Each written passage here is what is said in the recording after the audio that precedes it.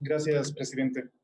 Y estimados colegas, buenas tardes. El día 13 de abril del 2020, en una comunicación dirigida a la presidenta titular de la Asamblea, el ingeniero César Litardo, le recordaba que en el mes de marzo del 2019 me había dirigido a la presidenta de ese entonces solicitándole que ponga en conocimiento del Pleno la propuesta de reforma constitucional, el inicio de la propuesta de reforma constitucional, de acuerdo al artículo 442 de la Constitución, que requiere que los temas que sean planteados sean pasados por el Pleno de la Asamblea como una resolución a fin de que la Corte Constitucional emita el dictamen de la vía. Esto es, si es que se trataría de una enmienda o de una reforma, en el entendido de que la enmienda puede realizarla la Asamblea mediando un año entre el primero y segundo debates, pero sin consultar a los ecuatorianos. Y la segunda posibilidad es que la Corte Constitucional determine que se trata de una reforma, para lo cual podríamos tener dos debates y a partir de eso se tendría que emitir un pronunciamiento de parte del Consejo Nacional Electoral a fin de que se les consulte a los ecuatorianos. Así podríamos nosotros hacer coincidir los tiempos del próximo proceso electoral con la consulta que saldría de una discusión de los temas que han sido propuestos. Las propuestas de la reforma a la Constitución que han sido presentadas implican, en primer lugar, la posibilidad de la autosostenibilidad de las personas privadas de la libertad. En segundo lugar, estoy pidiéndole al Pleno de la Asamblea que discutamos respecto de la posibilidad de ir hacia el voto facultativo. En tercer lugar, la designación de autoridades del Consejo de Participación Ciudadana. Quiero recordarles que para ese efecto existe ya una comisión que ha pasado en primer debate la posibilidad de que la designación de autoridades sea hecha por la Asamblea y no por el Consejo de Participación Ciudadana, quedando entonces solamente para debatirse la posibilidad de la eliminación directa del Consejo de Participación Ciudadana. En cuarto lugar, se plantea la reducción del número de asambleístas. En quinto lugar, la autonomía del Banco Central del Ecuador. Luego, la modalidad que discutamos sobre la modalidad del trabajo por horas. Y en séptimo lugar, que el Ecuador vuelva a reconocer las soluciones arbitrales de controversias en materia comercial. En el primer tema, estimados colegas, el planteamiento es que es obligación del Estado mantener el orden público protegiendo a todas las personas. Y de acuerdo a los datos que se tenía en octubre del 2018, se conoce que el Estado ecuatoriano posee dentro de sus centros de privación de libertad un total de 38.123 personas a octubre del 2018.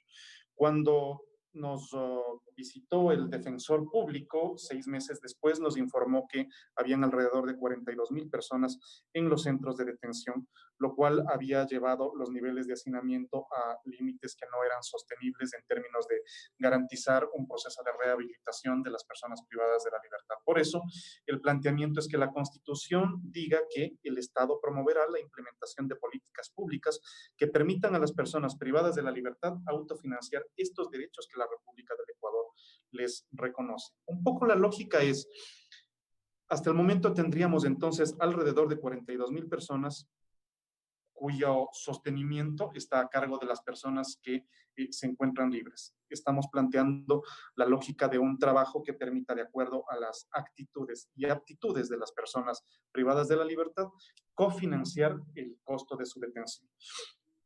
Planteamos la necesidad de que discutamos el voto facultativo, colegas. Miren, hemos llegado a un punto en donde el voto, a pesar de ser un derecho, se transforma en una obligación. ¿Cómo es posible que tengas una sanción si es que no ejerces un derecho? Yo sé que este es un tema que requiere un debate amplio y por eso el planteamiento del día de hoy es que el Pleno de la Asamblea discuta cuáles son los temas que vamos nosotros a consultarle a la Corte Constitucional. Uno de estos, creo yo, debe ser el voto facultativo.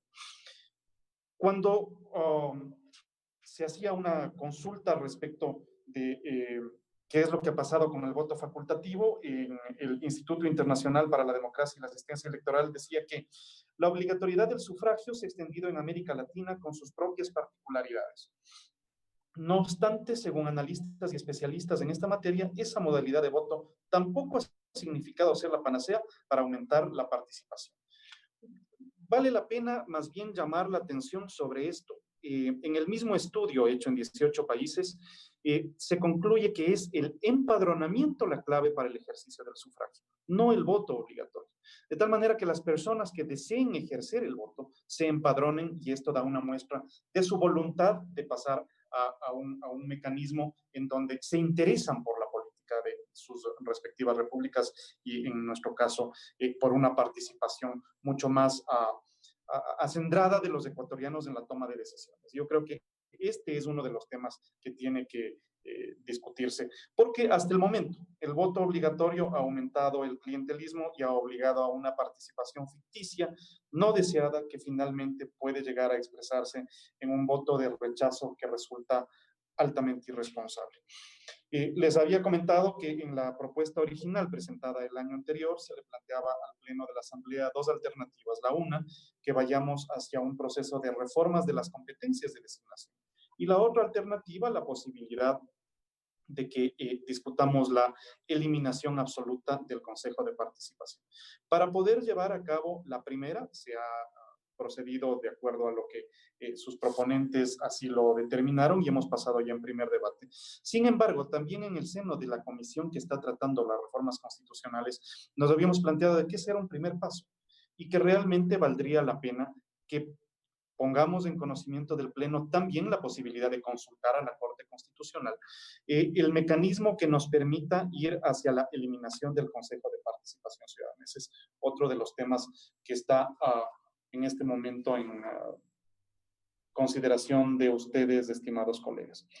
El cuarto punto que nosotros habíamos planteado es la reducción del número de integrantes de la Asamblea Nacional. No es nuevo, el ex colega y actual alcalde de Quito también había hecho una propuesta al respecto. En términos de absoluto resumen, el planteamiento es que actualmente tenemos 15 asambleístas nacionales y se plantearía una reducción a 10 asambleístas nacionales, elegidos en circunscripción nacional, manteniendo el incentivo de la vía democrática. Actualmente tenemos 116 legisladores provinciales y se plantea ir a 96 provinciales. Y esto se lograría mediante la aplicación de un sistema diferente de los números de asignación, número de votos para la asignación de una curul. Actualmente se asigna una curul por cada 200,000 habitantes o fracción que supere los 150,000. Lo que estamos planteando es que se podría asignar una curul por cada 250,000 habitantes o fracción que supere los 200,000.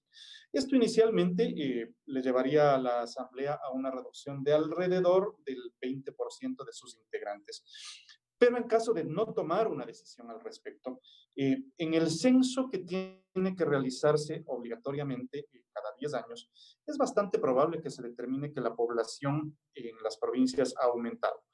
Y por lo tanto, sería lógico considerar que si es que no se hace este cambio, en los próximos años no tendremos una asamblea de 137 miembros, sino posiblemente una asamblea de alrededor de 150 miembros.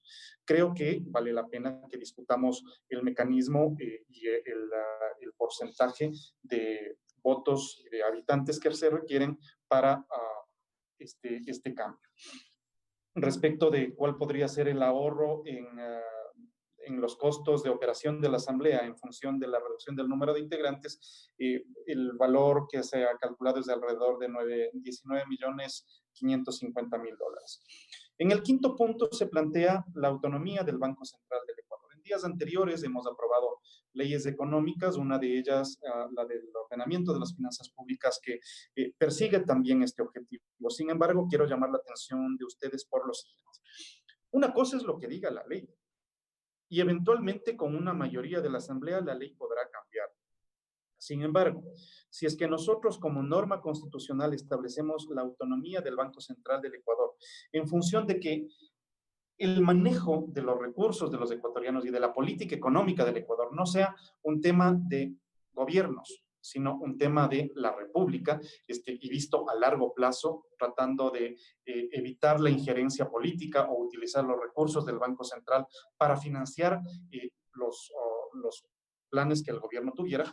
Evidentemente, esto elevado a categoría constitucional podría darnos mayor solidez en los mercados internacionales en los momentos en que se necesite tener mejores consideraciones para la adquisición de deuda o para la rebaja de las deudas adquiridas anteriormente. Por eso se propone que se podría agregar un inciso final al artículo 303 de la Constitución, en el sentido de que el Banco Central es una persona jurídica de derecho público con autonomía técnica y administrativa, cuya organización y funcionamiento será establecido por la ley. En el punto 6, habíamos planteado ya hace un año la necesidad de que la República del Ecuador reconozca la modalidad de trabajo por horas. Miren, colegas, la Constitución de la República del Ecuador en este momento prohíbe el trabajo por horas. Y yo estoy llegando a la conclusión en este momento de que siempre será mejor que los ecuatorianos tengan trabajo por horas a que no tengan ningún trabajo. Lo que sí le corresponderá a la Asamblea es regular cómo este trabajo por horas tiene que garantizarles a los ecuatorianos también el acceso y la cobertura del resto de servicios proporcionalmente a las horas trabajadas. Tengo la sensación de que las decisiones tomadas en las últimas leyes bien podrían ser objetadas en Corte Constitucional y eventualmente esto podría dar al traste con las reformas legales que se han presentado en las semanas anteriores. Por eso creo que es mejor que discutamos sobre las modalidades del trabajo por horas y que la Constitución deje de prohibir esto a los ecuatorianos. Finalmente, hay un tema que creo que es importante que lo discutamos, que es las soluciones arbitrales de controversia en materia comercial, reconociendo estos métodos alternativos como un mecanismo para cuando el Estado ecuatoriano tiene conflictos en documentos firmados, en contratos firmados por intercambios comerciales. Miren, a finales del gobierno anterior, la República del Ecuador denunció 19 tratados bilaterales de inversión. Eso, de acuerdo al informe que en un momento determinado presentaron en la Comisión de Relaciones Internacionales el Ministerio de Comercio, nos informó que nos había costado alrededor de 650 millones de dólares en balanza comercial. Creo que el reconocimiento del arbitraje en los tratados, instrumentos internacionales de índole comercial, que la República del Ecuador celebre con personas naturales o jurídicas privadas, con sujeción a los principios de transparencia, equidad y justicia internacional, deberían recolocarnos en el mercado internacional nuevamente. Esto tiene sentido en función de que en el momento económico que está atravesando la República y el mundo en general, lo mejor que podemos hacer es reconectarnos con el aparato internacional de comercio, y me parece que esta es una buena oportunidad para hacerlo. Había planteado adicionalmente con algunos colegas que esta oportunidad en donde la Asamblea se pronuncie por consultar la vía a la Corte Constitucional sobre estos 7 temas, no podría necesariamente restringirse solo a estos 7 temas. Y que valdría la pena, por ejemplo, establecer un debate quizás un poco más amplio respecto de si es que se conserva o no se conservan las normas que hicieron de la Constitución de la República del Ecuador una constitución hiperpresidencialista. Tal vez vale la pena que entremos al debate de si es que tiene sentido buscar el equilibrio de poderes y de alguna manera ir corrigiendo los dislates que la Constitución ha tenido hasta el momento. Queda en su consideración, colegas, para ver si es que el día de hoy, con la votación mayoritaria de la Asamblea, hacemos esta consulta y asumimos estos que a mí me parece que son temas importantes, pero si ustedes tienen temas adicionales, creo que siempre podremos consultarle a la Corte el camino sobre el cual estas reformas constitucionales tengan que hacerse. Gracias, presidente. Gracias, colegas.